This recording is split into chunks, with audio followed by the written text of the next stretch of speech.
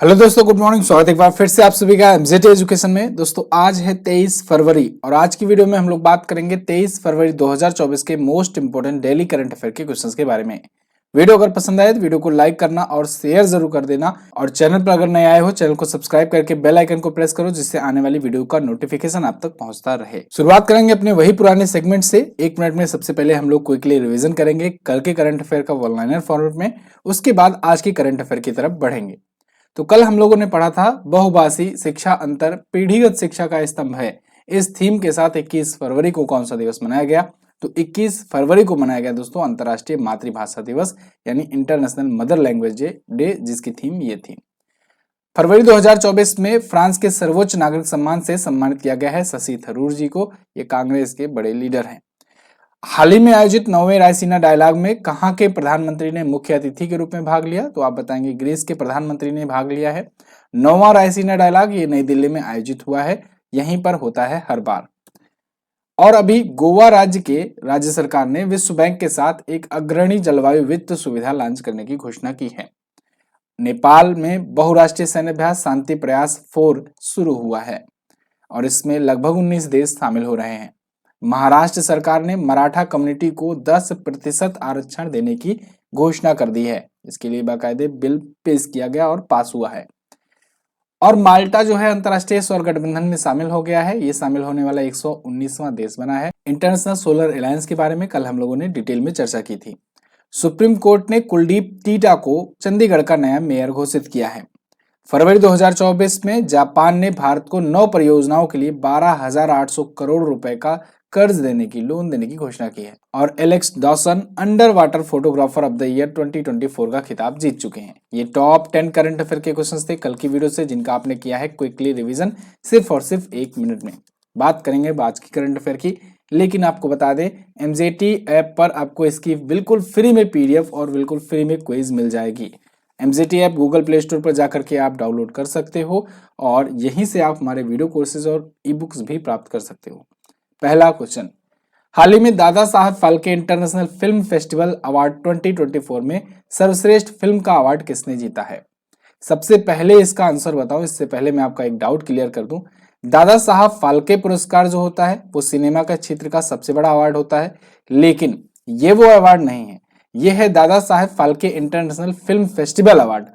तो ये एक इवेंट होता है और इसमें कई कैटेगरी में अवार्ड दिए जाते हैं और ये भारत सरकार नहीं देती है, इसलिए ये एक फिल्म महोत्सव होता है जो कि दादा साहब फाल्के जी के ही नाम पर शुरू किया गया है। लेकिन एक फिल्म महोत्सव है और ये कई कैटेगरी में अवार्ड देता है, जबकि दादा साहब फाल्के अवार्ड जो होता है वो भारत सरकार द्वारा दिया जाता है और वो राष्ट्रीय फिल्म पुरस्कारों के दौरान दिया जाता है। जब राष्ट्रीय फिल्म पुरस्कार दिए जाते हैं तो वो राष्ट्रपति देते हैं, राष्ट्रपति भवन में बुला करके सबको, तो उसकी अलग ही वैल्यू है, अलग ही इज्जत है। भारत का सिनेमा के क्षेत्र का सबसे बड़ा पुरस्कार है दादा साहब फाल्के, लेकिन यहाँ पर हम लोग Dada Saheb Phalke international film festival award की बात कर रहे हैं। ठीक है जी। तो अब इस फिल्म फेस्टिवल में सर्वश्रेष्ठ फिल्म का अवार्ड जीता है जवान ने। ध्यान रहे, जवान ये बेस्ट फिल्म चुनी गई है, जबकि 12th फेल जो मूवी है ये बेस्ट क्रिटिक्स फिल्म चुनी गई है। क्रिटिक्स के लिए बेस्ट फिल्म चुनी गई है। पूरी लिस्ट में आपको दिखाता हूं, अभी यहाँ पर आप आर्टिकल देख पाओगे। तो शाहरुख खान ने बेस्ट एक्टर का अवार्ड जीता है और बेस्ट एक्टर में ये जवान मूवी में बेस्ट एक्टिंग करने के लिए अवार्ड जीते हैं। जवान मूवी ही बेस्ट फिल्म का भी अवार्ड जीती हुई है। संदीप रेड्डी वांगा जो है, जो आपको यहाँ दिख रहे हैं, ये बेस्ट डायरेक्टर का अवार्ड जीते हुए हैं एनिमल फिल्म के लिए। ठीक है, चलिए यहाँ पर कुछ शॉर्ट में पहले लिस्ट देखिए, उसके बाद मैं आपको डिटेल में और लिस्ट दिखाता हूँ। बेस्ट फिल्म जवान, best critics film 12th fail, best अभिनेता या कहें एक्टर शाहरुख खान जवान फिल्म के लिए। बेस्ट एक्ट्रेस चुनी गई हैं रानी मुखर्जी मिसेज चटर्जी बनाम नॉर्वे के लिए। बेस्ट निर्देशक बेस्ट डायरेक्टर बने हैं संदीप रेड्डी वेंगा। और निगेटिव रोल में बेस्ट अभिनेता बेस्ट एक्टर बॉबी देओल को चुना गया है। और वहीं सर्वश्रेष्ठ अंतर्राष्ट्रीय फीचर फिल्म ओपेनहाइमर को दिया गया है। आपको अगर याद हो तो ओपेनहाइमर ने ही इस बार का गोल्डन ग्लोब जीता है, क्रिटिक्स चॉइस अवार्ड जीता है, क्रिटिक्स चॉइस अवार्ड जीता हुआ है, और इसके अलावा अभी बाफ्टा अवार्ड भी इसी ने जीता हुआ है। ठीक है। और मोस्ट प्रोबेबली आने वाले टाइम पर ऑस्कर अवार्ड की जब घोषणा की जाएगी तो ओपेनहाइमर ही विजेता बन सकती है। यहाँ पर पूरी लिस्ट है फिलहाल, तो वो सारी चीजें तो हैं ही, साथ ही साथ कुछ और भी अवार्ड्स हैं, जैसे कि बेस्ट एक्ट्रेस क्रिटिक्स आप देख सकते हो, जैसे बेस्ट प्लेबैक सिंगर फीमेल में Shilpa Rao, best playback singer male में वरुण जैन और सचिन जिगर को चुना गया है। ठीक है, ऐसे ही सैम बहादुर के विकी कौशल को बेस्ट एक्टर चुना गया है क्रिटिक्स में। ओके, आगे बढ़ते हैं। अब आपको ये समझ में आ गया होगा कि दादा साहब फाल्के अलग है, Dada Saheb Phalke international film festival award अलग है। एक और बात, जब दादा साहब फाल्के अवार्ड की बात हो ही जा रही है तो इस बार का अवार्ड अभी जो रिसेंट दिया गया है दादा साहब फाल्के, वो किसको मिला है? तो आप बताओगे वाहिदा रहमान को। वाहिदा रहमान को मिला हुआ है, ठीक है ना, ये बात याद रखना है। अगला क्वेश्चन, फरवरी 2024 में जारी साइबर क्राइम रिपोर्ट में भारत किस स्थान पर है? तो अभी साइबर क्राइम पर एक रिपोर्ट आई है और इसमें भारत को बताया गया है कि भारत 80वें स्थान पर है। साइबर क्राइम के मामले, जितने साइबर अटैक्स हुए हैं भारत में, तो उस मामले में 80वें स्थान पर है। और ध्यान रहे, ये वो रिपोर्ट है जो किसी एक वेबसाइट ने, किसी एक जो एंटीवायरस वाली वेबसाइट है उसने जारी की हुई है। और उसने इस बात पर जारी की हुई है कि हमारा सॉफ्टवेयर जितने लोगों ने इंस्टॉल किया है उन पर कितने अटैक्स हुए और हमने कितने अटैक्स को रोके हैं, इस मामले पर ये जारी हुई है। बहुत सारे लोग हैं जो वो वाला सॉफ्टवेयर यूज ही नहीं करते हैं। कैस्परस्की आपने जरूर नाम सुना होगा, तो ये एक एंटीवायरस सॉफ्टवेयर होता है, इसको लोग अपने लैपटॉप वगैरह में इंस्टॉल करके रखते हैं जिससे साइबर खतरों से बचा जा सके। तो कैस्परस्की ने ये रिपोर्ट जारी करके बताई है कि भारत में दुनिया भर में 80वें स्थान पर भारत आज है, क्योंकि भारत में 2023 में ये 74.3 मिलियन से ज्यादा घटनाओं को रोका हुआ है, यानी इतने अटैक्स हुए। साइबर क्राइम क्या है, साइबर क्राइम पर अटैक्स क्या होते हैं, इसको पहले समझ लो मोटे मोटे तौर पर। देखो, जब आप कोई लैपटॉप चलाते हो, कंप्यूटर चलाते हो या मोबाइल चलाते हो, तो आपकी बहुत सारी चीजें, बहुत सारी डिटेल्स ऑनलाइन रहती हैं, चाहे वो बैंकिंग से जुड़ी हो, चाहे वो आपका डिजिटल कोई प्रोफाइल हो, चाहे आपकी गैलरी हो, फोटो हो, एक्सेस हो, पर्सनल वीडियो हो, ये सारी चीजें जो हैं वो आप डिजिटल लाइब्रेरी में या कहें कि डिजिटल फॉर्मेट में अपने मोबाइल फोन में या कंप्यूटर में रखते हो। अगर कोई उसका गलत इस्तेमाल करे बिना आपकी अनुमति के, आप पर कुछ वायरस भेजकर, कुछ लिंक भेजकर आपके मोबाइल पर, या आपकी मोबाइल हैक कर ले, जिसकी वजह से आपका जो बैंक डिटेल्स है, बैंक अकाउंट है, इन सब का एक्सेस वो प्राप्त कर ले, आपका फाइनेंशियल लॉस कर दे, या आपका ये जो मैं बता रहा हूं कि पर्सनल फोटो वीडियो ये सब वगैरह हो, ये सब लीक कर दे, तो ये सारी जो गतिविधियां हैं, ये जो इलीगल तरीके की एक्टिविटीज होती हैं, ये सारा क्राइम साइबर क्राइम कहलाता है। तो ऐसे मामलों से बचने के लिए लोग क्या करते हैं कि एंटीवायरस इंस्टॉल करके रखते हैं, और उसी में से एक एंटीवायरस जो कि सबसे बड़ा है माना जा रहा है आज के टाइम पर, कैस्परस्की, इसने बताया हुआ है कि इसके अनुसार 74.3 मिलियन घटनाओं को इसने रोका हुआ है। और दुनिया भर के मामलों में भारत 80वें स्थान पर है साइबर क्राइम रिपोर्ट में। समझ में आई बात? पिछले दिनों में कुछ और ऐसे इंडेक्स आए थे, इनको देख लेते हैं। जैसे अभी हेनले पासपोर्ट इंडेक्स जारी हुआ फरवरी 2024 में, और इस रिपोर्ट में भारत को बताया गया 85वें स्थान पर आ गया है। इससे पहले जनवरी में जब जारी हुआ था तो वो 80वें स्थान पर था भारत, ठीक है ना। जो लोग जनवरी वाला याद रखे हैं थोड़ा सा अपडेट कर लीजिए। अब भारत 85वें पर पहुंच गया है, खिसक गया है। विश्व बैंक की लॉजिस्टिक परफॉर्मेंस इंडेक्स में भारत 38वें पर है। भ्रष्टाचार धारणा सूचकांक यानी करप्शन परसेप्शन इंडेक्स में भारत 93वें स्थान पर है। नॉर्ड लेयर की ग्लोबल रिमोट वर्क इंडेक्स में भारत 64वें पर है। स्टार्टअप फंडिंग वैश्विक रैंकिंग में भारत 4थे स्थान पर है। जलवायु परिवर्तन प्रदर्शन सूचकांक, ये सबसे इंपॉर्टेंट है, इसमें भारत 7वें पर आ गया है। भारत पिछली बार 8वें पर था और अब आ गया है 7वें पर। टॉप 3 में इसमें कोई देश नहीं है, चौथे देश से डेनमार्क से शुरुआत होती है रैंकिंग, और ये क्वेश्चन भी पूछा गया है। विश्व डिजिटल प्रतिस्पर्धात्मकता रैंकिंग में 49वें स्थान पर भारत है। महिला नेतृत्व वाले स्टार्टअप में भारत तीसरे पर है, और कर्मचारियों के वेलबीइंग की ग्लोबल रेटिंग में भारत दूसरे स्थान पर है। आगे, हाल ही में विश्व चिंतन दिवस कब मनाया गया?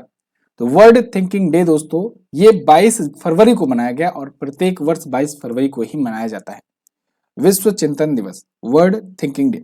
वैसे तो सोच करके ऐसा लग रहा है कि ये सोचने का ही एक दिवस है, लेकिन इसकी शुरुआत युवा महिलाओं द्वारा साझा किए बंधन को मजबूत करने और उन्हें सशक्त बनाने के तरीकों को खोज के इरादे से किया गया था। हालांकि आप भी सोच सकते हैं, लेकिन 1926 में जब इसकी शुरुआत की गई थी तब world association of girls guide and girl scout के चौथे विश्व सम्मेलन में शुरुआत की गई थी, और ये महिलाओं पर ही केंद्रित होता है, ये दिवस जो मनाया जाता है। 1999 में आकर के इसे वर्ल्ड थिंकिंग डे के रूप में मनाया जाना शुरू कर दिया गया।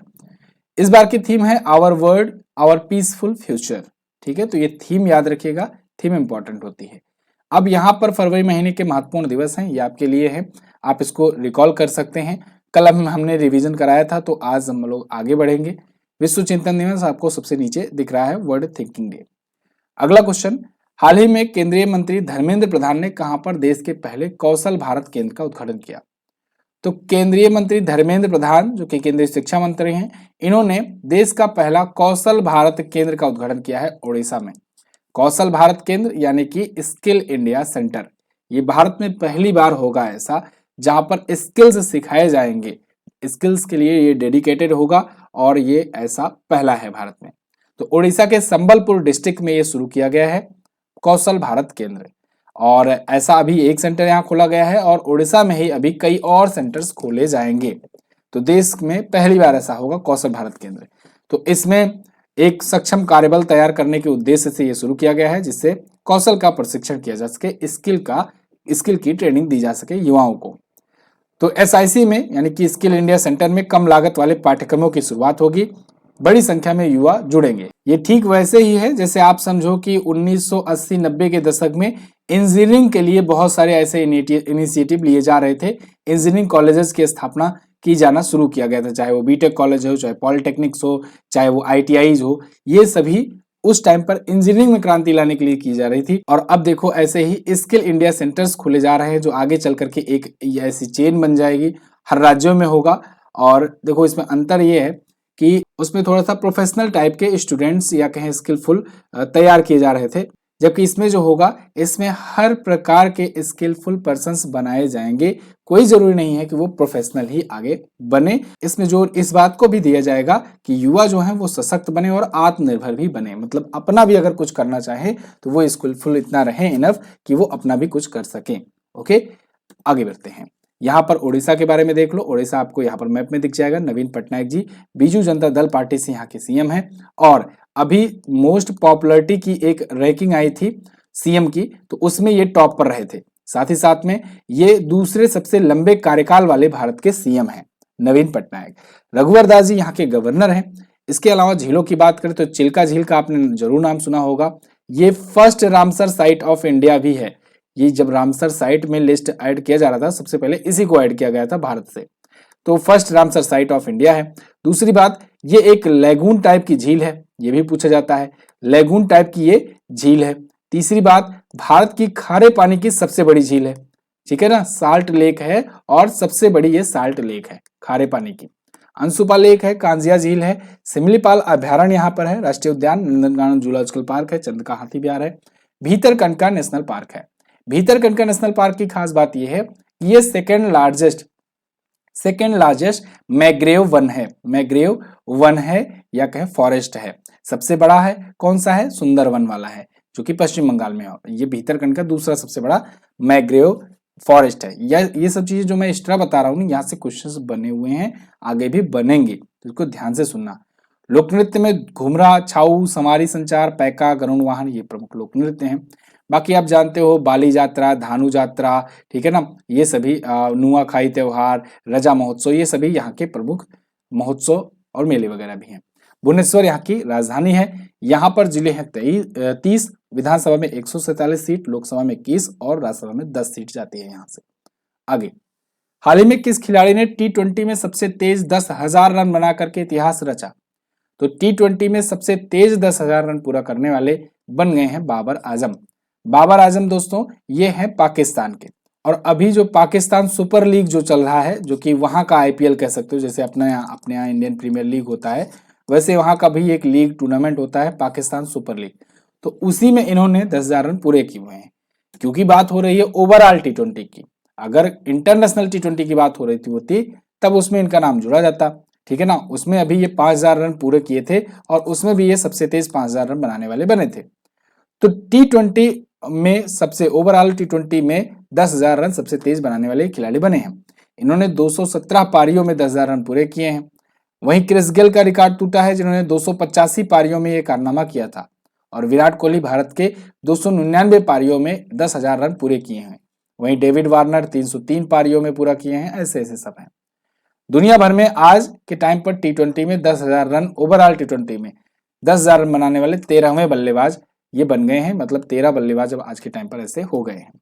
बाबर आजम पाकिस्तान के ये कैप्टन भी हैं। अगला, फरवरी 2024 में किस राज्य सरकार ने स्थानीय अर्थव्यवस्था को सशक्त बनाने के लिए हिमालय बास्केट लॉन्च किया? तो दोस्तों हिमालय बास्केट लॉन्च किया है उत्तराखंड ने। गलती से हिमाचल प्रदेश मत लगा देना। हिमालय बास्केट एक्चुअली में एक कंपनी है और उत्तराखंड के जो सीएम है पुष्कर सिंह धामी, ये इस कंपनी को प्रमोट करने के लिए एक बड़े मंच पर इसे लॉन्च किए हुए हैं। हिमालयन बास्केट जो है इससे पहले भी चल रहा था, ठीक है ना। हिमालयन बास्केट है, ये हिमालयन बास्केट है एक्चुअली में, ये नाम है, ध्यान रखना, हिमालयन बास्केट। ओके, तो हिमालयन बास्केट कंपनी को इन्होंने चंपावत में अभी रीलॉन्च किया है एक टाइप से। ये कंपनी करती क्या है, ये वहां के रीजन्स में वहां के प्रोडक्ट का इस्तेमाल करके कुछ प्रोडक्ट्स अपने बनाते हैं और दूध दही और वो सब चीजों का यूज करके और उनको ग्लोबल मार्केट में बेचते हैं। तो ये एक रीजनल बिजनेस है और वहां के लोगों को रोजगार भी दे रहे हैं, इसलिए वहां के सीएम भी इसको प्रमोट कर रहे हैं, इसके बनाए हुए प्रोडक्ट को। ठीक है, तो यहाँ पर पुष्कर सिंह धामी ने कहा है हिमालयन बास्केट की शुरुआत 2018 में हुई थी। सुमित और स्नेहा थपलियाल ने की थी। सुमित पेशे से एक इंजीनियर हैं, स्नेहा एक मार्केटिंग पेशेवर हैं। देवभूमि से ये दोनों आते हैं। दोनों हमेशा स्थानीय लोगों को रोजगार देने के लिए कुछ अलग करना चाहते थे। तो यहाँ हिमालयन बास्केट जो है इसके तहत दूध, हल्दी, पुदीना, इन सभी कृषि प्रोडक्ट को खरीद करके ये लोग एक नए प्रोडक्ट्स बनाते हैं और उन प्रोडक्ट को विदेशों में ग्लोबल मार्केट में सप्लाई करते हैं। ठीक है, तो मतलब उद्देश्य यही है कि स्थानीय अर्थव्यवस्था को कैसे बूस्ट किया जाए। आगे उत्तराखंड की बात। उत्तराखंड आप देखोगे तो यहाँ पर है देवभूमि उत्तराखंड। ये उत्तर प्रदेश से ही अलग हुआ था। सन 2000 में ये अलग हुआ था 9 नवंबर को। तब ये 13 जिलों से अलग हुआ था। आज भी यहाँ पर 13 ही जिले हैं। उत्तराखंड की राजधानी देहरादून होती है और गैरसैंण होती है। गैरसैंण जो है ये समर कैपिटल है, ग्रीष्मकालीन राजधानी है। देहरादून जो है ये विंटर कैपिटल है, ये शीतकालीन राजधानी होती है। सीएम यहाँ के पुष्कर सिंह धामी बीजेपी पार्टी से, governor lieutenant general Gurmeet Singh. झीलों में बात करें तो झीलों में 3 ताल छोड़कर बाकी सारी ताल यहाँ पर। 3 ताल कौन कौन सी? चंद्रताल, सूरजताल और भोजताल। चंद्रताल, सूरजताल हिमाचल प्रदेश में, भोजताल भोपाल में। बाकी सारे ताल भीमताल, नैनीताल, सप्तऋषि ताल और इसके अलावा 7 ताल, माता ताल, राकस ताल, ठीक है ना, ये सभी हैं उत्तराखंड में। नेशनल पार्क की बात करें तो जिम कॉर्बेट नेशनल पार्क यहाँ पर है, जिसका पुराना नाम था दोस्तों हेली नेशनल पार्क। क्या नाम था? Heli national park. इसका नाम बदलकर जिम कॉर्बेट किया गया। ये भारत का पहला नेशनल पार्क है। 1936 में ये नेशनल पार्क बना था। इसके बाद अभी रिसेंटली इसका एक और नाम बदल दिया गया है। अब इसका नाम कर दिया गया है रामगंगा नेशनल पार्क। याद रखना, पूछा जाएगा। रामगंगा नेशनल पार्क कर दिया गया है, क्यों? क्योंकि रामगंगा नदी एक बहती है इसके पास में, उसी के किनारे बसा हुआ है, इसलिए ये रामगंगा नेशनल पार्क है। ऐसे भी क्वेश्चन बन सकता है कि बताओ जिम कॉर्बेट नेशनल पार्क किस नदी के किनारे है, तो आप बोलोगे रामगंगा नदी के किनारे। ठीक है ना। गंगोत्री नेशनल पार्क है। नंदा देवी राष्ट्रीय उद्यान यहाँ पर है। राजाजी राष्ट्रीय उद्यान है।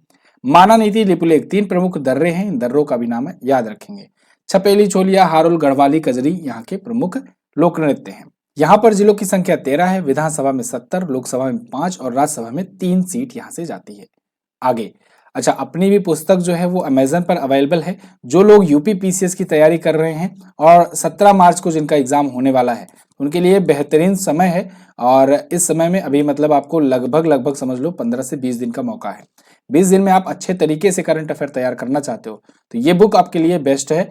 जनवरी से दिसंबर 2023 का पूरा संपूर्ण कवरेज है। यहाँ पर ऑफलाइन बुक है, आपके घर तक जाएगी। अमेजन से आप इसे ऑर्डर कर सकते हो। बुक का लिंक आपको डिस्क्रिप्शन में भी मिल जाएगा या फिर पिन कमेंट में भी आप चेक कर लीजिएगा, या तो जाकर के अमेजन पर आप सर्च कीजिएगा एमजेटी एजुकेशन बुक, आपको ये मिल जाएगी।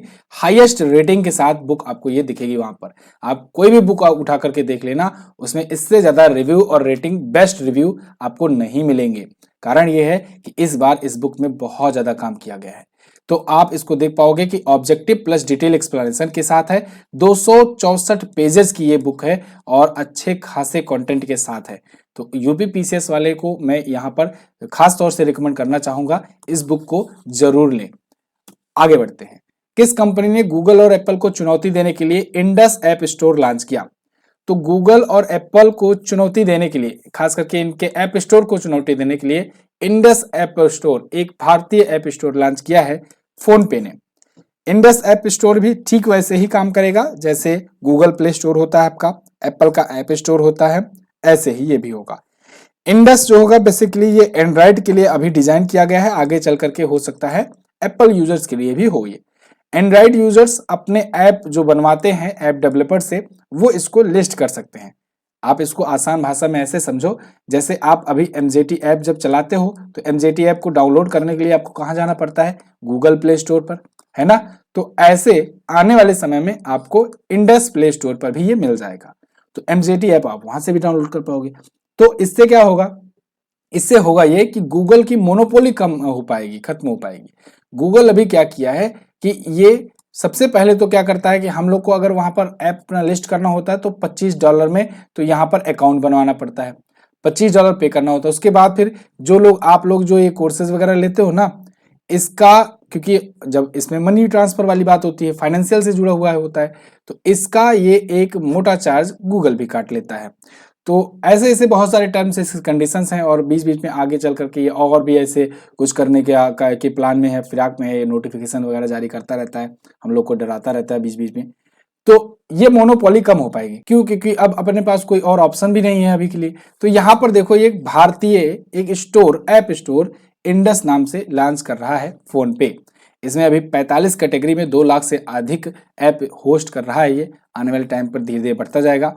खास तौर से शुरुआत में इन्होंने 2025 तक कहा है कि डेवलपर्स को ऐप लिस्टिंग का शुल्क नहीं लिया जाएगा, मतलब जो ऐप लिस्ट वही वाली बात, जो $25 वाली बात है, वो नहीं ली जाएगी। फोन पे की स्थापना 2015 में हुई थी, मुख्यालय इसका बेंगलुरु में है, फाउंडर एंड सीईओ हैं समीर निगम। अगला, हाल ही में जीडी बिरला पुरस्कार जीतने वाली पहली महिला वैज्ञानिक कौन बनी, तो ये बन गई दोस्तों प्रोफेसर अदिति सेन डे। ये एक साइंटिस्ट हैं पेशे से और इन्हें मिला है जीडी बिरला पुरस्कार। साइंस के क्षेत्र में, खासतौर से फिजिक्स के क्षेत्र में इन्होंने अपना जो भी योगदान दिया है, जो भी कंट्रीब्यूशन दिया है, इसके लिए इनको मिला है GD Birla award for scientific research. किसके लिए, 2023 के लिए। प्रोफेसर अदिति सेन डे ये दोस्तों इलाहाबाद में, जिसका नाम अब प्रयागराज हो गया है, तो प्रयागराज में हरीशचंद्र अनुसंधान संस्थान यानी हरीशचंद्र रिसर्च इंस्टीट्यूट में एक भौतिक विज्ञानी प्रोफेसर हैं। तो इनको 2023 के लिए मिला है भौतिकी क्षेत्र में साइंटिफिक रिसर्च के लिए जीडी बिरला पुरस्कार। जीडी बिरला पुरस्कार की शुरुआत 1991 से हुई थी। ये 50 साल से कम आयु के भारतीय वैज्ञानिकों को दिया जाता है। ऐसे ही अगर बात करें भारत में वैज्ञानिकों को दिए जाने वाला पुरस्कार की, तो उसमें सबसे बड़ा पुरस्कार भारत में वैज्ञानिकों के लिए जो दिया जाता है वो होता है शांति स्वरूप भटनागर पुरस्कार। शांति स्वरूप भटनागर पुरस्कार, ध्यान रखना ये क्वेश्चन भी बना हुआ है कि भारत में विज्ञान के क्षेत्र में सबसे बड़ा पुरस्कार कौन सा है, तो शांति स्वरूप भटनागर आप बताओगे। आगे यहाँ पर पहली महिला चूंकि ये बनी हुई है ये अवार्ड पाने वाली, तो इस पहली महिला को हम लोग उठाते हैं और पिछले दिनों में जो पहली महिला से रिलेटेड क्वेश्चन थे उनको रिकॉल करते हैं। प्रीति रजक ये भारतीय सेना की पहली महिला सूबेदार बनी थी। आलिया भट्ट ये सऊदी अरब के जॉय अवार्ड्स में सम्मानित की गई और जॉय अवार्ड से सम्मानित होने वाली पहली भारतीय महिला बनी थी। दिव्य कीर्ति सिंह घुड़सवारी में अर्जुन अवार्ड पाने वाली पहली भारतीय महिला बनी। दीपा भंडारे सर्वश्रेष्ठ पर्यावरण अधिकारी का पुरस्कार जीते हैं ये, और ये जीतने वाली पहली महिला बनी थी। नीना सिंह सीआईएसएफ प्रमुख बनने वाली पहली महिला बनी। डॉक्टर सवीरा प्रकाश ये पाकिस्तान में चुनाव लड़ने वाली पहली हिंदू महिला बनी थी। लाल रिनपुई मिजोरम की पहली महिला मंत्री बनी थी। शीतल महाजन माउंट एवरेस्ट के पास 21,000 फीट से स्काई डाइव करने वाली पहली महिला बनी थी। और शेख हसीना दुनिया की सबसे लंबे समय तक शासन करने वाली पहली महिला प्रमुख बनी है, ये बांग्लादेश की प्राइम मिनिस्टर हैं। अगला क्वेश्चन, हाल ही में मिली जानकारी के अनुसार दुनिया का दूसरा सबसे बड़ा सड़क नेटवर्क किस देश में पाया जाता है, तो अभी एक रिपोर्ट जारी हुई है, डिटेल रिपोर्ट ये जारी की गई है सड़क नेटवर्क पर, रोड नेटवर्क पर, और इसमें बताया गया है कि आज के टाइम पर भारत का रोड नेटवर्क जो है ये दुनिया में सेकेंड लार्जेस्ट हो चुका है। इसने चाइना को पीछे कर दिया है, जबकि अभी ऊपर में टॉप पर यूएसए है, यानी अमेरिका के बाद दूसरा सबसे बड़ा लार्जेस्ट रोड नेटवर्क जो है वो इंडिया में है। पूरा डिटेल रिपोर्ट है, मतलब इसमें बहुत सारे फैक्ट्स दिए गए हैं, तो इन सभी फैक्ट्स में से कहीं से भी क्वेश्चन बन सकता है। संयुक्त राज्य अमेरिका टॉप पर है, ये बात ध्यान रखना, दूसरे पर अपना प्यारा भारत है। पिछले 9 वर्षों में 50,000 किलोमीटर से ज्यादा नेशनल हाईवेज का निर्माण किया गया है, जिसके बाद इसने चीन को पीछे कर दिया है भारत ने। ठीक है, देश का सबसे लंबा राजमार्ग कौन सा है? दिल्ली मुंबई एक्सप्रेसवे है, इसको ध्यान रखिएगा। ये सबसे बड़ा राजमार्ग है आज के टाइम पर। इससे पहले क्या हुआ करता था, अगर आपको याद हो तो आप GT road, grand trunk road याद करते थे ना, NH1 NH2, वो हुआ करता था सबसे लंबा राजमार्ग। लेकिन अब दिल्ली मुंबई एक्सप्रेसवे हो चुका है। भारत में 63 लाख किलोमीटर से ज्यादा लंबा रोड नेटवर्क है। देश में राष्ट्रीय राजमार्ग यानी नेशनल हाईवेज कुल मिलाकर के 1,44,000 किलोमीटर लंबे हैं। ये रिपोर्ट है रोड पर भारत की। क्लियर? तो ये थे महत्वपूर्ण क्वेश्चन आज के दिन से। आई होप आपने काफी डिटेल में पढ़ा होगा, इनको क्वेश्चन को समझा होगा। अगर वीडियो पसंद आई है तो इसको लाइक कीजिए, शेयर कीजिए अपने साथियों के साथ, और हाँ, चैनल पर अगर नए आए हो चैनल को सब्सक्राइब जरूर कर लेना। और इसकी अगर पीडीएफ आपको चाहिए तो डिटेल पीडीएफ आपको टेलीग्राम पर भी भेजी जाएगी और हमारे ऐप पर तो आपको मिल ही जाएगी। MJT एजुकेशन से नाम से टेलीग्राम चैनल है, वहां पर जाइए, MJT एजुकेशन सर्च कीजिए और ज्वाइन कीजिए चैनल को। व्हाट्सएप चैनल पर आपको वन लाइनर फॉर्मेट में रिवीजन कराया जाता है, तो आप वन लाइनर रिवीजन के लिए व्हाट्सएप चैनल अपना ज्वाइन कर सकते हैं। साथ ही साथ कोई भी नया नोटिफिकेशन होता है मैं आपको व्हाट्सएप चैनल पर ही देता हूं, तो आप व्हाट्सएप चैनल भी ज्वाइन कर सकते हैं। इसका भी लिंक आपको डिस्क्रिप्शन में मिल जाएगा। कल मैंने आपसे क्वेश्चन पूछा था, भारतीय संसद ने किस वर्ष 53वें संशोधन अधिनियम को अपनाया? तो 1986 में 53वां संशोधन अधिनियम अपनाया गया था। किसने कश्मीर की पहली इलेक्ट्रिक ट्रेन को हरी झंडी दिखाई? तो नरेंद्र मोदी जी ने अभी दिखाई। आज आपको क्या बताना है, निम्न में से कौन सी पुस्तक शशि थरूर द्वारा लिखी गई है? साथ ही साथ अंतरराष्ट्रीय सौर गठबंधन की स्थापना किस देश ने की थी, ये भी बताइएगा। तो दोनों क्वेश्चंस के बारे में जो भी पता हो डिटेल में क्वेश्चन को एक्सप्लेन करने का कोशिश करना, और आपका अगर कोई सुझाव है तो आप वो भी हमें कमेंट करके बता सकते हैं। बहुत बहुत धन्यवाद यहाँ तक वीडियो देखने के लिए। इसकी क्विज पीडीएफ आपको MJT ऐप पर मिलेगी। मैं मिलूंगा अगले वीडियो में, तब तक के लिए नमस्कार, जय हिंद, वंदे मातरम।